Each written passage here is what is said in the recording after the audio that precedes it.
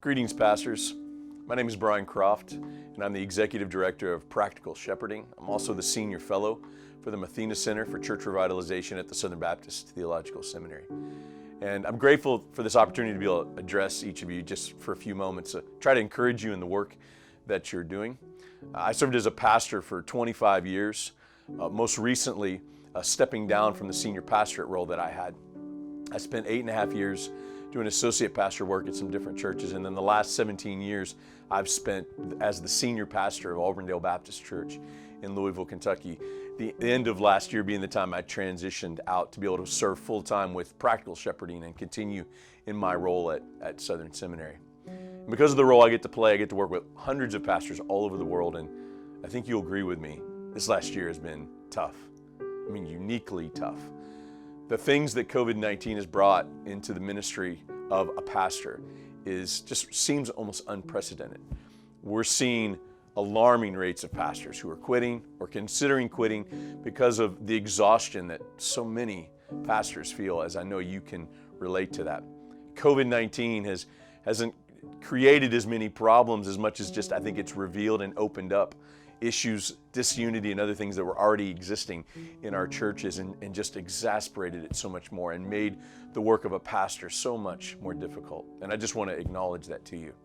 So I'm grateful for an opportunity just for a few minutes to try to encourage you to stay, to press on, to continue in the work that God has called you to, knowing that God will continue to bless your ministry as you continue to plug on in what God has called you to do there. And so I want to share a little bit about my story so you know what kind of context I'm coming from, especially for those who maybe you don't know who I am. So I pastored 17 years at Auburndale Baptist Church in Louisville, Kentucky, as I mentioned, just transitioning out. But my first 5 years were incredibly difficult. In the first 5 years of the church there, it was a typical Southern Baptist church, about 30 elderly folks on the verge of closing. The church was in financial shambles. The big historic beautiful building was falling down around them. And I went into this church hoping to revitalize it because it had been in decline for over 30 years. I knew it'd be tough, but I didn't realize how tough it was going to be. In the first 5 years at the church, there were 3 different movements to get me fired in the church. There were threats of physical violence against me in those years. And some of the members of the committee that hired me actually began to slander my name all around the community within 2 or 3 years of my time there. And after 5 years, at the 5-year mark, I started experiencing physical symptoms of the stress that I had endured for those 5 years. A heart condition that I even have to monitor to this day showed up, and it got pretty scary, and how the stress, the emotional, the spiritual, the mental stress was then starting to affect my physical body in a very alarming way.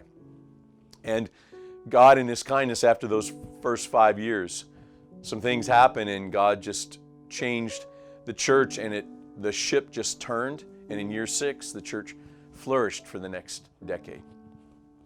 So I'm grateful to God and what He's done in our church, and there's a longer story obviously tied to my personal story there, but I share this with you so you can know this. I almost left after 5 years.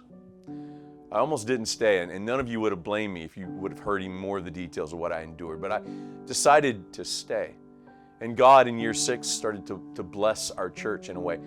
And I would tell you now, as I look back on it, God was intentional in those first 5 years. He was teaching me things. He was pruning and shaping our church in a way that was important for us to be able to flourish in the future. And I share my story to encourage you to stick it out, that God might have more for you and your church if you would stay. But I realize it's hard to stay because the adversaries come in. The enemy sends adversaries your way. And in a way, what we've experienced with COVID-19 this last year or so certainly has been adversity that has been brought into our churches that we've had to maneuver that, I don't know about you, nobody that I know has gotten training in seminary or anywhere else to know how to cope with a pandemic that erupts in the middle of our church life and ministry.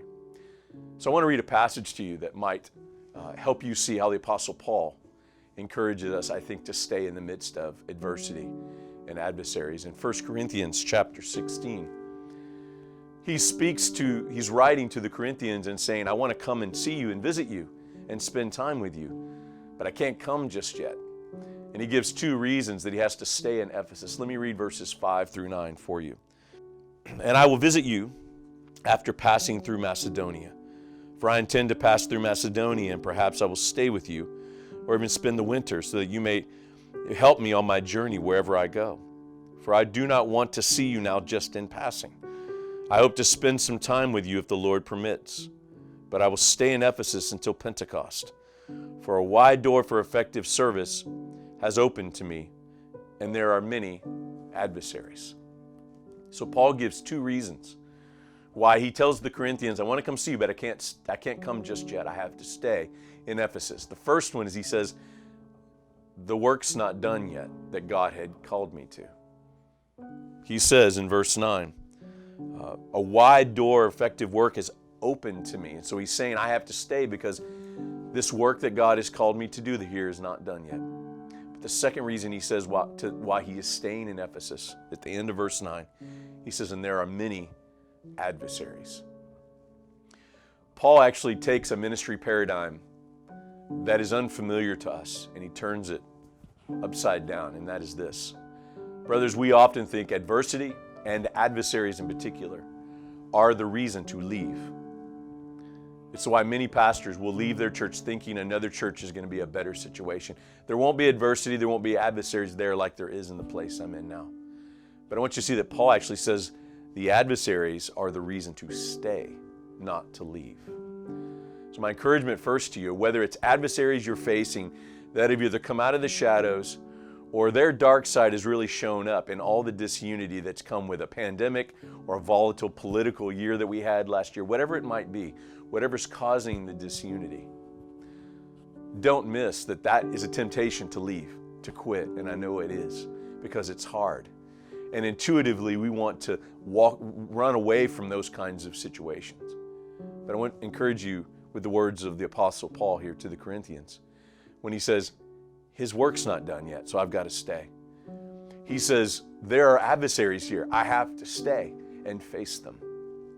So whatever the adversaries are in your ministry right now, whatever the adversity is, the suffering, the hostility, the disunity, whatever it is that you face, I want to encourage you, if your work is not done yet in that place, to press on, to stay. And God may have more to do there and wants to do that ministry through you. But I realize it's really hard to stay and do that. And so my final encouragement to you to be able to stay and press on in the work that God's called you to is you have to take care of your own soul. You have to care for yourself. And I know that this is really hard for pastors because we're trained, really our calling is to just pour out for everybody else. And I know that that's the calling. Many pastors I work with, and I was one of them when I went through those first 5 years and found myself in that health crisis because I didn't know how to take care of myself in the midst of really hard, difficult ministry. Brothers, you have to learn how to take care of yourself and be unapologetic about it. It is not selfish for you to care for yourself, your own soul, care for your own body and your mind so that you can be sharp and worth something to be able to pour out for everybody else. So 3 real practical things I want to mention to you. I believe is one way for us to be able to care for ourselves and to do so regularly. 3 words: eat, sleep, exercise. These don't sound real spiritual, do they? But trust me, they are tied to your soul and the way that it affects how you feel to be able to do ministry. Be mindful of what you eat. That's something we talk about a lot. But I also want to throw out there, why do you eat? There's 2 kinds of people I've found in this world: those who eat when they're stressed and those who don't eat when they're stressed. Usually we fall into one of those 2 categories. I come from a long line of stress eaters. We got to be mindful of how we use food to comfort us in times of trouble and stress of ministry, instead of going to Christ to comfort us and care for us. Sleep. Make sure you get enough sleep every night. I need a strong 8 hours of sleep. And I want to challenge you on why do most of us lie about how much sleep we really need? Well, it's because we think needing a lot of sleep is weak. But I'm here to tell you it's part of being human. It's part of the way God's made us. We have to rest. We have to sleep. We're not God. It's a wonderful opportunity to be reminded when we lay our head on the pillow every night that we're not God, that we expend ourselves and we're exhausted and we have to rest and sleep, and our body needs rest. Brothers, I don't know about you, but when I don't get enough sleep, the world just looks darker. So know how much sleep you need and work hard to get that amount of sleep. I need 8 strong hours.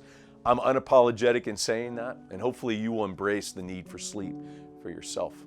And the third thing is exercise.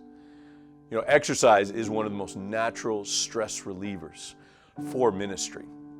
I'm aware that we're told to exercise because it's good for our health, and it is. I was an athlete in high school and college, and I've appreciated how much physical exercise has been a benefit to me physically, but also in the ministry. What I used to do for years on a Saturday night, I would go for a long, hard run on Saturday night, just to try to clear my head and expend myself physically and release all the stress that was pent up leading into Sunday. And man, that was so helpful. Find a form of exercise that's helpful to you, that allows you to exert your body, and that natural exertion will help deal with the stress that so much of the ministry has brought into our lives, especially in this last year. Brothers, you're doing a noble, faithful work in what you're doing. Don't give up. Don't stop.